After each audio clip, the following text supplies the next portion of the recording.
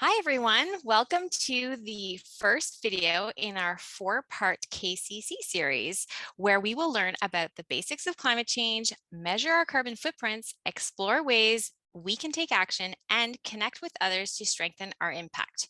In part one, we'll focus on learning a little bit more about climate change, greenhouse gases, and why it's important that we take climate action. So my name is Sophie. I am a zero waste speaker and consultant.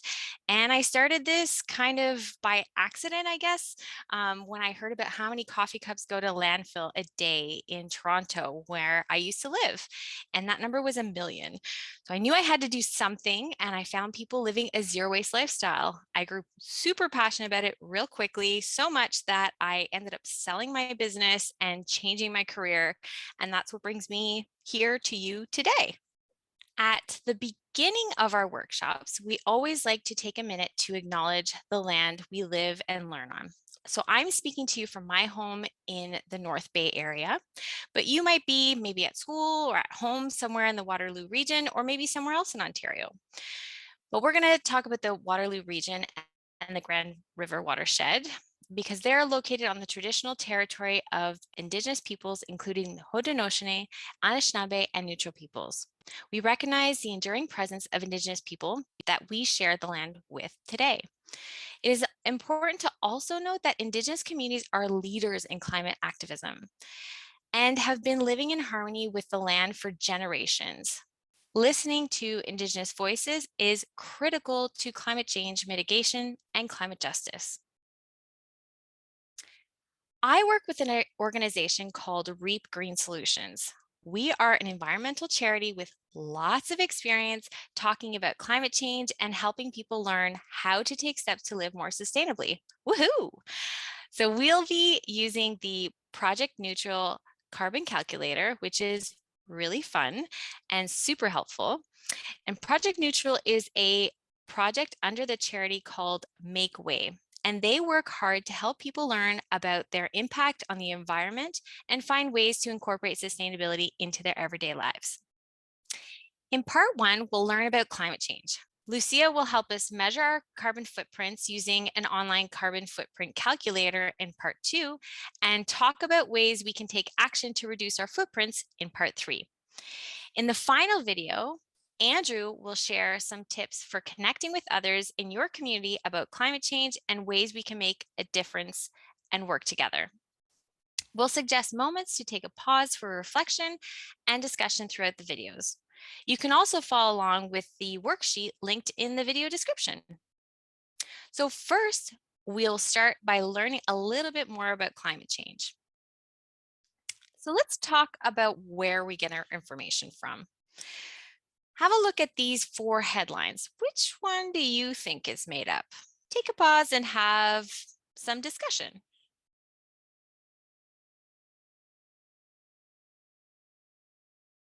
All right, we're back. B is made up. Did that surprise you? The other three are real headlines found on various websites, but all of these articles contained inaccurate and untrue information. A was actually a story that broke on various news platforms and was very quickly debunked and went viral as an example of bad journalism. Wah, wah. We get a lot of our news and information from social media. I know I get way too much from Instagram. I'm on there so much. While it is great that we're able to share and learn so much through social media, it's also meaning that we don't always know where the facts are coming from. So we might be learning, those half-true stories. And when finding information about climate change, it's important that we look for reliable sources and explore a variety of them to confirm what we hear. And it's also a good idea to read past those headlines. As we just read, headlines can be misleading. So we should really read further into things to learn the full story. Social media also means that we're hearing about climate change and other things that we're passionate about 24/7. And that can be overwhelming to hear about them all the time. So it's important for our mental health to take a step back. And I do this by putting my phone in a different room at night, and that really helps me to sleep. So what is climate change? we're going to go back to the basics. Climate change occurs naturally and involves long-term shifts in temperatures and weather patterns. However, human activities have sped up the rate at which the climate is changing. This is largely because we burn fossil fuels like oil, coal, and gas to power so many things in our lives, which produces pollution in the form of greenhouse gas emissions. Well, having greenhouse gases to insulate the Earth's surface is actually essential to life on Earth.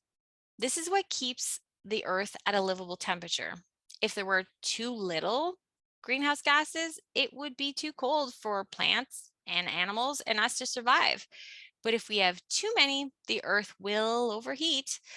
The problem is that humans have increased the concentration of greenhouse gases like methane, carbon dioxide, nitrous oxide, to the point that we've created a blanket of pollution around the Earth that traps heat and causes the Earth to heat up.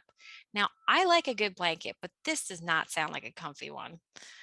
So currently, the Earth has heated up by 1 degree. But if we stay on the same path, it could reach 2 degrees by 2050.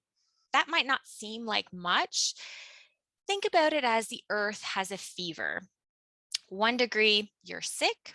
2 degrees, you're going to the hospital. And 3 to 4 degrees is really bad. So, to keep the Earth as healthy as possible, we want to limit this rise in temperature. So, how do we fix this problem? Well, there are two ways that we can reduce greenhouse gases. One is stop releasing them. And we can do this by cutting them off at the source, using our cars less, eating less meat, and using less energy in our homes.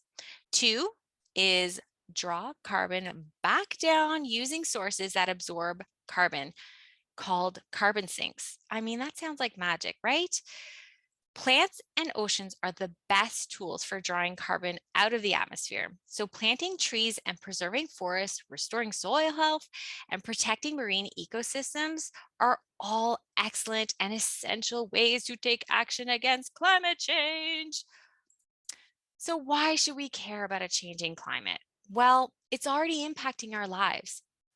Climate change makes more extreme weather events more frequent.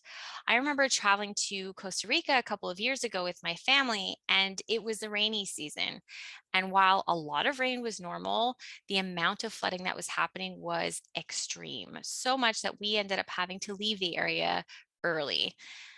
And climate change also impacts our health, like increasing heat related illnesses, air quality related illnesses like asthma, and even noise pollution from lots of cars can impact our health.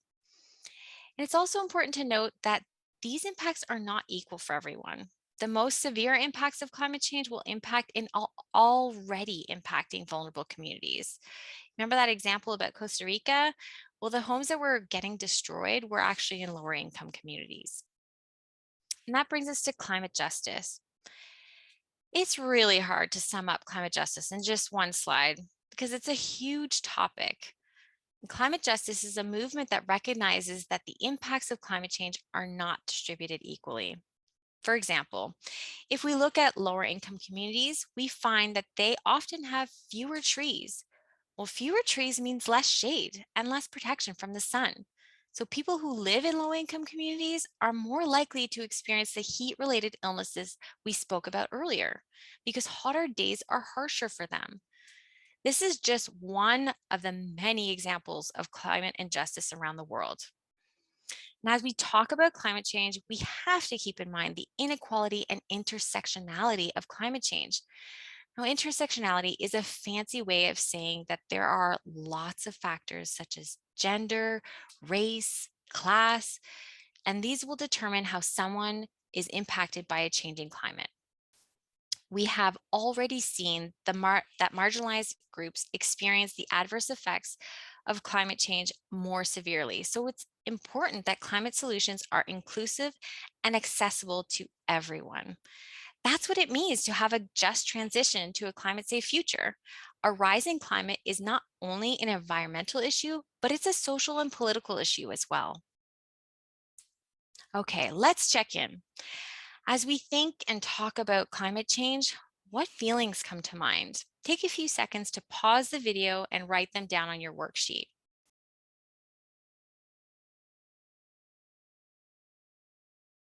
Now, I know for me, I have a mix of feelings. Sometimes I feel motivated, inspired by all these solutions, but I also feel frustrated and angry. And we hear that people have all of these range of feelings, and that is completely normal and understandable to have these feelings. Climate change is a huge problem to tackle. So, learning more about climate change and the solutions available to us can actually help lessen our fear. I know it's done that for me, and it makes it feel like a more manageable problem. So, up next in video 2, Lucia will help you calculate your household's carbon impact. I'm so excited for you. You may be feeling nervous to find out what your carbon footprint is, but don't worry, we follow the no shame, no blame philosophy, my favorite philosophy. It is not very helpful to shame ourselves or anyone else for that matter about our carbon emissions. Instead, we like to encourage and support one another as we all learn about ways to reduce our footprint together. So thanks for learning with me today.